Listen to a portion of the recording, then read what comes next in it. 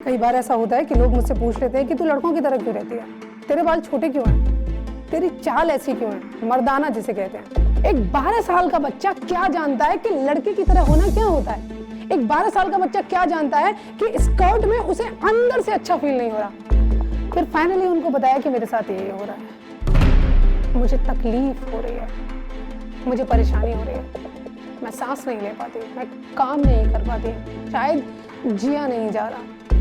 मेरी जिंदगी लल्लन टाप थी, लल्लन टाप है और लल्लन टाप रहेगी। और सुन लो जाने मन, सीखिए स्पोकन इंग्लिश, पर्सनालिटी डेवलपमेंट और बहुत कुछ इंडिया के टॉप एक्सपर्ट्स के साथ। आज ही जोश स्किल्स ऐप पर अपने मनपसंद कोर्स को शुरू करिए। Download the app today. आप मुझे यहाँ देख रहे हैं, आपको क्या लग रहा है कि मैं कौन हूँ? जवाब देने की जरूरत नहीं है। आपकी शक्ल, आपकी सूरत, आपके हाव भाव देख के मुझे अच्छे से समझ में आ रहा है आपने पहले ही मुझे बहुत सारे नाम दे दिए हैं। खैर, मुझसे मेरा जेंडर मत पूछिए, क्योंकि इन सब से बेहतर, इन सब से ऊपर जब मैंने अपने आप को एक्सेप्ट किया है, मुझे 20 साल लगे अपने आप को एक्सेप्ट करने में। मैं एक जाट परिवार से हूँ और जब जाट आप सुनते हैं तो मैं बहुत ज़्यादा श्योर हूँ कि आपको समझ में आता है कट्टरपन, रूढ़िवादी, बहुत ज़्यादा रिस्ट्रिक्शंस और ख़ासकर लड़कियों को घर में रखना। खैर, मुझे नहीं पता कि मैं आपकी इस बात से इत्तेफाक रखूँ या नहीं, क्योंकि मैं खुद एक जाट परिवार से हूँ।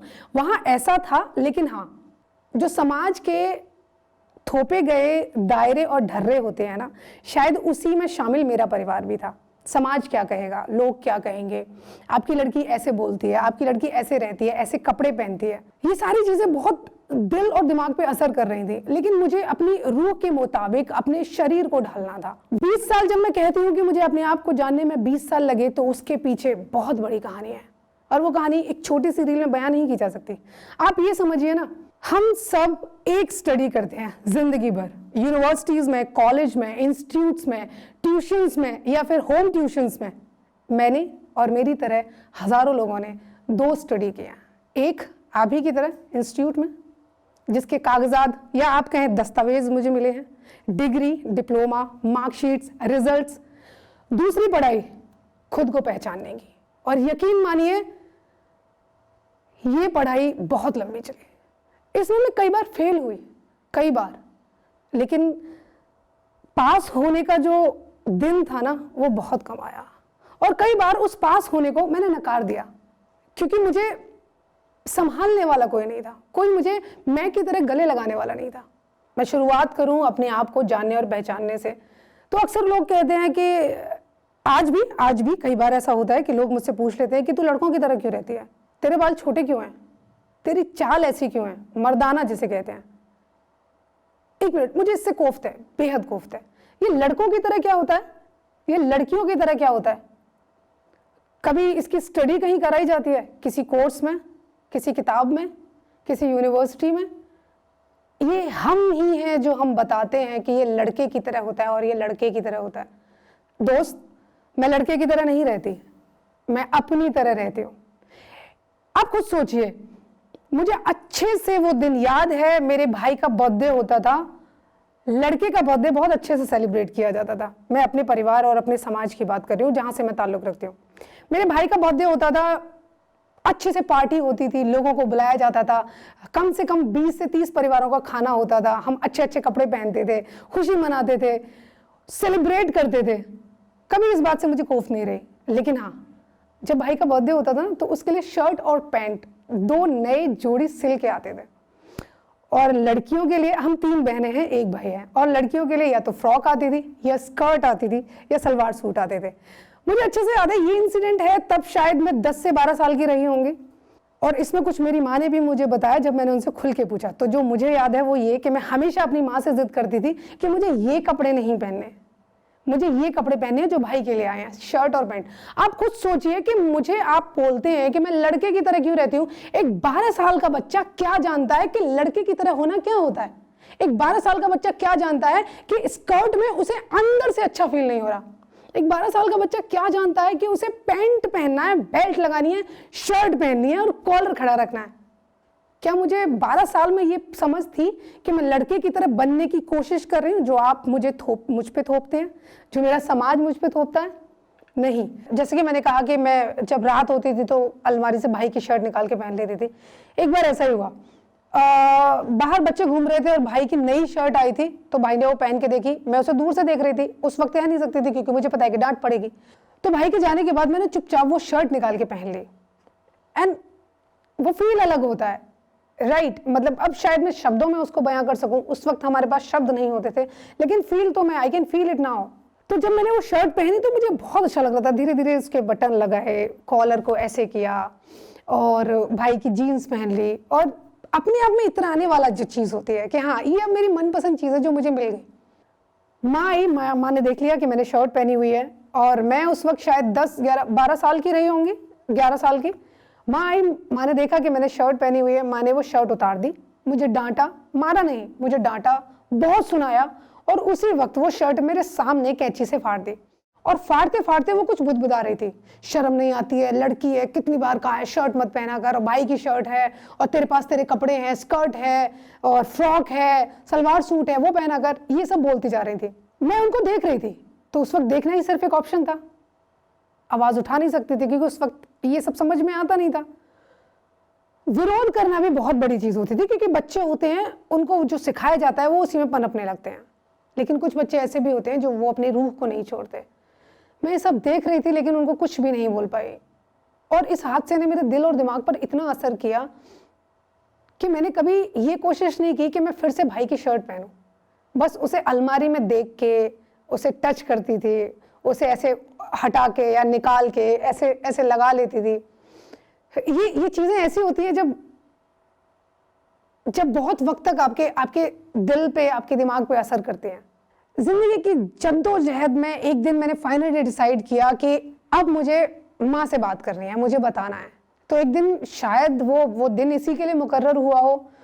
मैं घर पे थी, सोफे में बैठी हुई थी, सत्यमेव जयते का एपिसोड देख रही थी, जिसमें जो LGBTQ वाला एपिसोड आया था, उसको लैपटॉप पे देख रही थी। अचानक से माँ आई अपने खाने की प्लेट लेके, और वो मेरे पास बैठ गई और वो लैपटॉप की तरफ देख रही थी खाना खाते हुए। वो समझने की कोशिश कर रही थी ये क्या है। तो अचानक से माँ ने बस इतना कहा कि अच्छा ये लड़का थी, अब ये लड़की बन गई है। मैंने मुस्कुरा के माँ की तरफ देखा और उनसे कहा कि आप समझते हो ये चीज़ें? कि नहीं तू समझा। पहले मैंने कम से कम 30 मिनट्स का जो स्पेशल मुझे दिखाना था उनको एपिसोड दिखाया, और सिर्फ एक बात कही, माँ ये मैं हूँ। तो बोलते तू क्या है? मुझे पता था कि माँ नहीं समझती गे की डेफिनेशन क्या है, गे होना क्या है, लेकिन फिर भी मैंने उनसे कहा माँ मैं गे हूँ। उन्होंने कहा कि ठीक से समझा। मैं समझी नहीं। तो मैंने सिर्फ ये कहा कि माँ अगर आप कभी मुझसे ये पूछो कि क्या तुझे शादी करनी है, तो मैं आपसे कहूंगी कि हाँ मुझे शादी करनी है, लेकिन एक लड़के से नहीं, एक लड़की से करनी है। अगर आप मुझे ये पूछो कि क्या मेरा अफेयर है, तो हाँ मैं तुमसे कहूंगी कि मेरे 3 अफेयर हो चुके हैं, लड़के से नहीं लड़की से। मेरी जो पसंद है वो लड़की के लिए है। एक लड़के का शरीर मुझे इतना आकर्षित नहीं करता जितना एक लड़की का शरीर करता है, या एक लड़की की आवाज़, या लड़की की बातें, या लड़की का झुमका पहनना, या उसका बिंदी पहनना, या फिर उसका इंडियन वियर पहनना। माँ ने खाना छोड़ दिया और वो बस मुझे देखे जा रही थी। और मैंने कहा कि माँ, मैं ये कहते हुए रो रही थी, मेरी आंखों में आंसू थे, और माँ बस मुझे देखे जा रही थी। और मैंने कहा कि माँ अगर आप मुझसे कभी लड़के से शादी करने के लिए कहेंगी तो उसके 2 ही परिणाम होंगे, या तो ये कि हमारा डाइवोर्स हो जाएगा, या फिर मैं सुसाइड कर लूँ, इसलिए मुझे कभी शादी के लिए मत कहना। तो उन्होंने कहा हाँ ठीक है, तो तू किसी गे से शादी कर लेना। उनका जवाब ये था कि ठीक है, तो तू किसी गे से शादी कर ले। ओके, और गे से मतलब किसी लड़के से शादी कर ले जो खुद गे हो। मैंने कहा नहीं मम्मी आप समझे नहीं, मैं लड़की की ही बात कर रही हूँ, मैं लड़के की बात नहीं कर रही। तो बोलते अच्छा ठीक है, तू जो भी है बस अपने आप को परेशान मत करियो, अपने आप को कभी तकलीफ मत दियो, मैं बस इतना चाहती हूँ, तुझे जो करना है तू वो कर। वो दिन मेरी जिंदगी का ऐसा दिन था जब मैंने ये समझा और सोचा कि आप अगर अपने परिवार से शुरुआत करते हो अपने आप को अपनाए जाने की, तो दुनिया की फिक्र बेहद कम हो जाती है। जॉब की अगर बात करूं, जॉब की शुरुआत हुई, डिस्क्रिमिनेशन की बात करूं, बहुत डिस्क्रिमिनेशन हुआ। अगर आप सोचते हैं कि डिस्क्रिमिनेशन का मतलब सिर्फ यही है कि कोई सामने से आपको गाली दे, आपको छेड़े, आपको आपके जैसा होने पर सवाल उठाए, सिर्फ यही डिस्क्रिमिनेशन का मतलब है, तो आप गलत हैं। आपको थोड़ा सा बदलाव करना होगा। डिस्क्रिमिनेशन का मतलब ये भी होता है कि चार नज़रें जो आपको अच्छे से जानती हैं फिर भी आप पे सवाल उठाते हुए आपकी तरफ घूरती हैं, आपको अपने जैसा होने पर यकीन डगमगाने का भ्रम पैदा कर देती हैं। डिस्क्रिमिनेशन जैसे कि आप जो हो वो गलत हो, उस समाज की नज़रों में जिसे हमसे घंटा फर्क नहीं पड़ता, लेकिन हमारी ज्यादती जिंदगी में चहल पहल करनी है, घुसना है, सामने वाले को ये महसूस करा देना है कि तुम गलत हो। जब मैं जॉब में आई, I was in media for 5-6 years, 6 साल तक मैंने मीडिया में काम किया, अलग अलग न्यूज़ चैनल्स में। यहाँ से मैंने अपनी ज़िंदगी का सबसे बड़ा लेसन मुझे मिला, अपनाया जाना, जो वहाँ नहीं था। पूरा स्टाफ होता था, कैंटीन में हम लोग खाना खाने के लिए जाते थे, सिर्फ मैं एक ऐसी अकेली इंसान होती थी जो एक अलग चेयर पर बैठी हुई होती थी, और लोग उस चेयर को साइड में मुझे साइड से करके अलग चले जाते थे और साथ में खाना खाते थे, बैठते थे, चाय पीते थे, बात करते थे। डिस्क्रिमिनेशन इस हद तक का होता है, इस लेवल तक का होता है कि आप ना सिर्फ अपने आप पे सवाल उठाते हैं, बल्कि शायद आप जिंदगी के उस सबसे बड़े पहलू को छोड़ने का डिसीजन ले लेते हैं जो शायद आपकी रोजी रोटी चलाता है, जो शायद आपके खर्चे चलाता है, जो शायद आपकी जिंदगी चलाता है। और ऐसा डिसीजन एक मैंने भी लिया जब मैं मीडिया में थी। और डिस्क्रिमिनेशन इस हद तक हुआ कि मेरी शिफ्ट नाइट कर दी गई, एक हफ्ते तक, 2 हफ्ते तक मेरी रिलीवर तक नहीं आती थी। मुझे एक ही सीट पे 8-8 घंटे बैठना होता था, क्योंकि वो मुझे उस तरीके से, उस नज़र से नहीं देखते थे। उन्हें मेरा अलग होना इतना गलत लगता था कि मेरे जो सीनियर लोग होते थे, जो शिफ्ट चेंज करते थे, जो ऑफिस में होते थे, जो कामकाज देखते थे, जो स्क्रिप्टिंग में हेरा फेरिया, अदला बदलिया ये सब करते थे, उनको मेरा अलग होना बहुत खलता था। छोटी छोटी चीज़ें हुई, जैसे कैंटीन का वाकया मैंने आपको बताया। मैं अलग बैठी होती थी और सारे लोग एक तरफ जाके खाना खाते थे। मैं रोती थी, अपने आप से सवाल करती थी। ये सब होता गया 2 महीने, 3 महीने, लेकिन हर चीज़ की एक लिमिट होती है। अपने आप को पसंद करने की लेकिन कोई लिमिट नहीं होती, हर चीज़ की एक लिमिट होती है। उस दिन मैं ऑफिस में फेंट हो गई काम करते करते। लोगों का जमावड़ा था। मैं अपने एडमिनिस्ट्रेशन के पास गई और उनको फाइनली मैंने बताया, पहले मेल से बताया जिसका कोई जवाब नहीं आया, फिर फाइनली उनको बताया कि मेरे साथ ये हो रहा है, मुझे तकलीफ हो रही है, मुझे परेशानी हो रही है, मैं सांस नहीं ले पाती, मैं काम नहीं कर पाती, शायद जिया नहीं जा रहा।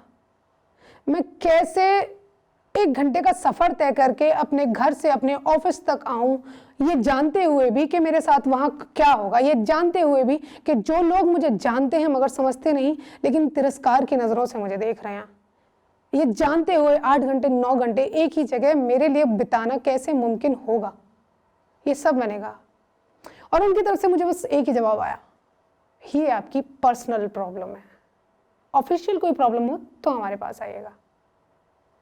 इस बात को 1 दिन हो गया, 2 दिन हो गया, 3 दिन हो गया, चीज़ें चेंज नहीं हुई। और वो दिन आखिरी दिन था जब मैंने अपनी जॉब क्विट की और उसके बाद ये डिसाइड किया कि अब जो भी करना है वो अपने नज़रिए से करना है, अपने तरीके से करना है, जहाँ ऐसे लोग हों जिन्हें मुझे ढूंढना ना पड़े, जो मुझे वैसे ही स्वीकार करते हैं जैसे एक इंसान को स्वीकार किया जाता है।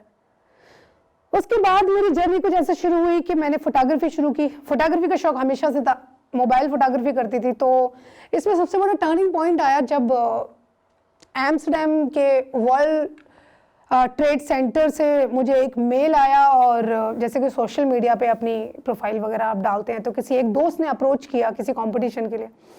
तो एम्स्टर्डम से मेरे पास एक मेल आया जिसमें उन्होंने कहा कि वो मेरे फोटोग्राफी की एग्जीबिशन वहाँ लगाना चाहते हैं।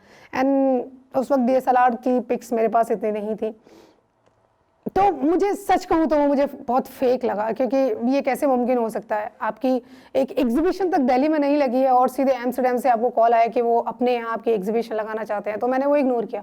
फिर मेरे दोस्त ने अप्रोच किया और उसने कहा कि वो सही है, वहाँ पे कॉल करो। इस तरह से शुरुआत हुई एग्जीबिशन। 5 दिन की एग्जीबिशन वहाँ लगी, मुझे स्पॉन्सर किया, मैं अपनी सिस्टर के साथ वहाँ पे गई। फिर उसके बाद ऑस्ट्रेलिया, और उसके बाद फिर दुबई, और फिर उसके बाद दिल्ली में 2-3 बार एग्जीबिशन लग चुकी है। तो यहाँ से मैंने फ्रीलांस फोटोग्राफी की शुरुआत की, और मेरी जो क्वालिटी है वो है पोर्ट्रेट और स्ट्रीट फोटोग्राफी। इसी बीच में मैंने बाइकिंग शुरू की। मैं जब भी ट्रैवल करती हूँ, मैं लोगों से मिलती हूँ, तो वो मेरी सेक्सुअलिटी नहीं पूछते, वो मुझसे ये नहीं पूछते कि तू लड़के की तरह क्यों रहती है, वो मुझसे ये नहीं पूछते। अगर मेरी वॉलपेपर पे मेरी गर्लफ्रेंड का फोटो होता है तो वो ये नहीं पूछते ये कौन है, वो समझते हैं। अच्छा, बहुत सारे दोस्त हैं जो पूछते हैं कि यार तुझे कभी लड़के ने प्रपोज नहीं किया, या फिर किसी लड़के के साथ तू रिश्ता बना के देख, उससे घुलने मिलने की कोशिश कर, उसके साथ बैठ के देख, शायद हो सकता है कि तेरी फीलिंग्स बदल जाए। ओके, तो यहाँ पे मुझे आप सबसे एक बात कहनी है। जिस तरीके से हम मुझसे कहते हैं कि किसी लड़के के साथ घुल के या मिल के देख, या बैठ के देख, या रिलेशन बनाने की कोशिश कर, हो सकता है तेरी फीलिंग चेंज हो जाए और तू सो कॉल्ड नॉर्मल हो जाए, सो कॉल्ड नॉर्मल। तो मेरा आपसे सवाल है, जो मुझसे ये सवाल करते हैं, कि अगर मैं आपसे कहूँ जो आप अपने आप को हेट्रोसेक्सुअल कहते हैं, सो कॉल्ड, आप किसी ऐसे लड़के के साथ, आप किसी लड़के के साथ एक शाम बिता के देखिए, उन्हीं एहसासों को डेवलप करने की कोशिश कीजिए। हो सकता है कि आप भी बायसेक्सुअल या सो कॉल्ड गे या फिर हेट्रोसेक्सुअल से थोड़े से तब्दील हो जाएं। तो आपको गुस्सा आएगा, आपको कोफ्त होगी, आपको लगेगा कि आपके अस्तित्व पे सवाल किया जा रहा है। नहीं है ना मुमकिन आपके लिए? यही जवाब अब मेरे लिए है, आपका, और मेरा है आपके लिए। तो ये बात कहना छोड़ दीजिए। ऐसा नहीं है मुझे लड़कों ने प्रपोज नहीं किया, यस किया है, लेकिन मेरा लड़कों के साथ हमेशा बर्ताव रहा है कि ब्रो कोड वाला, राइट? कंधे पे हाथ रख के बात करना और मस्ती मजाक करना। कभी उनसे उस तरीके का महसूस ही नहीं हुआ, भाई जैसा महसूस हुआ, दोस्त जैसा महसूस हुआ। एक इंसिडेंट अगर मैं आपको बताऊं तो when I was in media, तो एक लड़के ने मुझे अप्रोच किया था एंड हम लोग अच्छे दोस्त थे। आपको समझ में आ जाता है कि किसकी क्या फीलिंग है, तो आप उसी तरीके से बिहेव करने लगते हैं।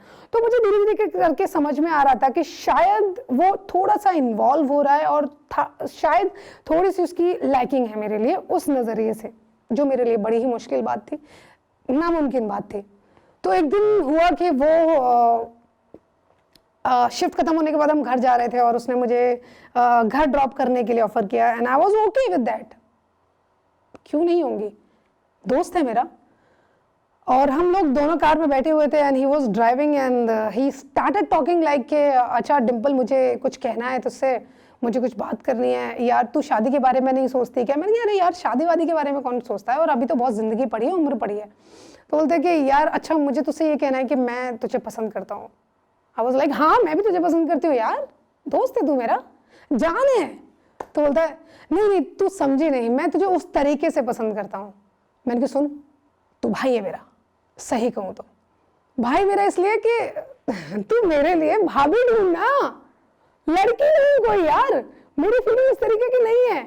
और वो इतना शौक था कि उसने स्पीड में गाड़ी रोकी, साइड में लगाई, लॉक किया कार को और मेरी तरफ स्टेयर करने लगा।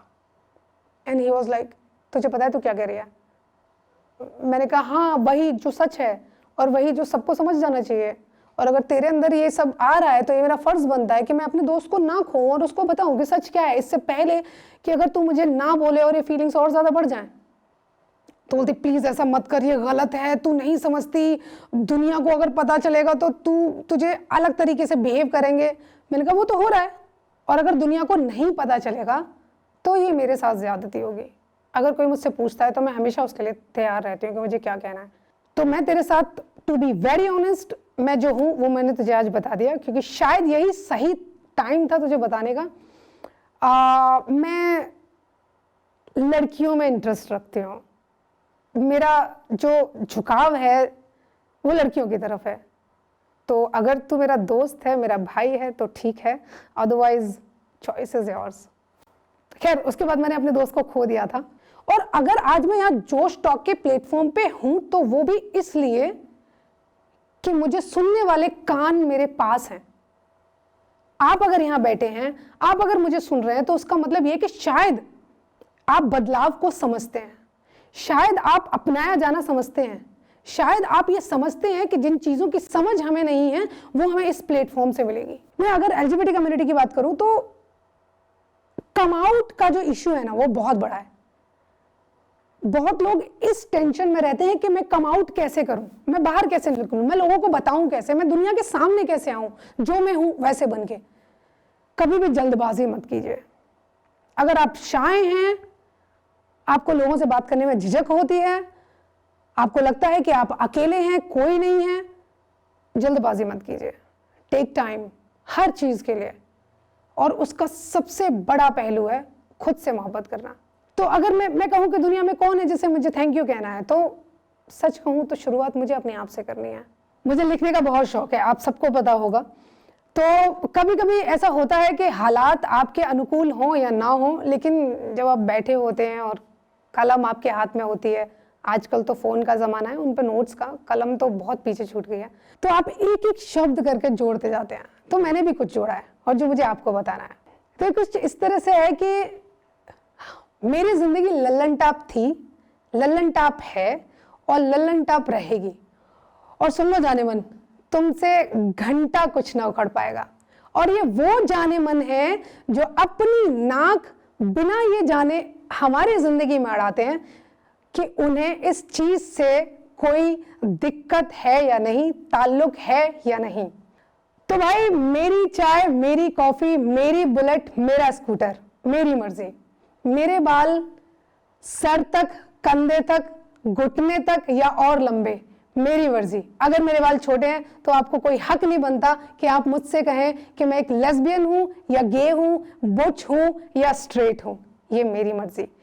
जिंदगी की भागदौड़ में थोड़ा सा रुक कर मौसम का लुत्फ लेने के लिए मेरे बुलेट की बैक सीट पर मेरा बॉयफ्रेंड होगा या मेरी गर्लफ्रेंड, मेरी मर्जी। तो भाई क्यों नाहक परेशान होते हो? उठो, जियो।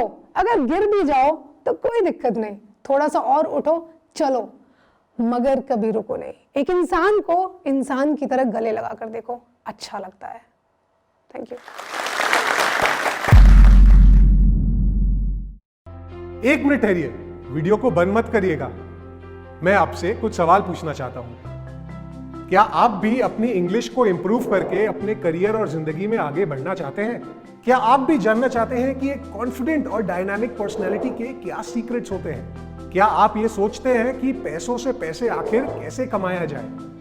अगर इनमें से कोई भी सवाल का जवाब हाँ है, तो जोश टॉक्स के पास हमारे लिए एक सुझाव है। जोश टॉक्स हमारे लिए लाया है जोश स्किल्स ऐप, जहां पर डिटेल्ड और इंटरैक्टिव कोर्सेज के साथ हम विभिन्न टॉपिक्स को समझ सकते हैं और अपनी जिंदगी में आगे बढ़ सकते हैं। और तो और जोश स्किल्स ऐप पर ऐसे 50 से ज्यादा कोर्सेज हैं जिन्हें देश के जाने माने एक्सपर्ट्स ने बनाया है, और वो हमें daily video lessons, assignments, tests और पीडीएफ नोट्स के साथ सिखाएंगे। जोश स्किल्स ऐप पर आज 1,20,000 से ज्यादा लोग spoken English, personality development, computer skills जैसे अलग अलग विभिन्न टॉपिक्स को सीख रहे हैं और अपने अगले जॉब और अपनी जिंदगी के लिए तैयारी कर रहे हैं। अगर आप चाहते हैं कि आप अपनी जिंदगी में आगे बढ़े, अपने करियर गोल्स को अचीव करें और जिंदगी में कुछ बड़ा करें, तो आज ही डाउनलोड करें जोश स्किल्स का ऐप और अपने पहले कोर्स की शुरुआत करें। आपसे कोर्स में मुलाकात होगी।